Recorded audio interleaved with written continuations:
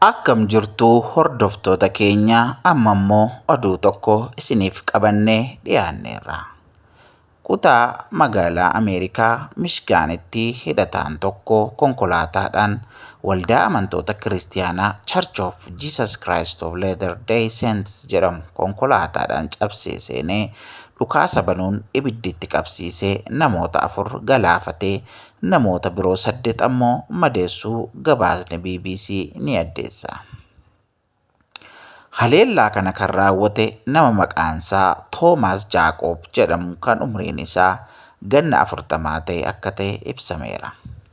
Poolisiin Michigaan kaayyoon gocha kanaa maal akka ta'e ammatti ifa hin taane, ammoo haleellaa xiyyeeffannoon raawwatame ta'uu fi hidhataan kun dhukaasa erga banee booda poolisii dafee naannicha qaqqabeen itti dhukaafamee akka ajjeefame beeksise.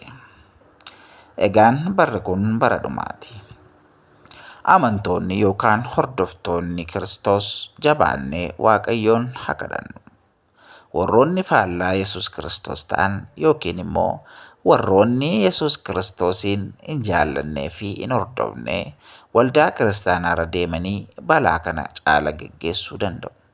Egaa barichi bara ulfaataa fi barichi yerootti xumuramaa jiru waan ta'eef jabaannee Waaqayyoon haa kadhannuun dhaamsa keenya, dhaamsa Gonfoo Miidiyaati.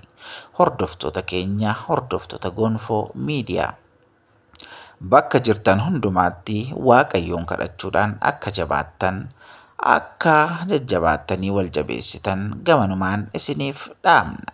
Sababiin isaa yerichi yeroo ulfaataa waan ta'eef gara ulfaataatti immoo waan adeemuuf kana caalaas kanaa olis waan ulfaatuuf jabaannee Waaqayyoon kadhannuun dhaamsa keenya, dhaamsa Gonfoo Miidiyaatii yeroo gaarii qabaadhaa.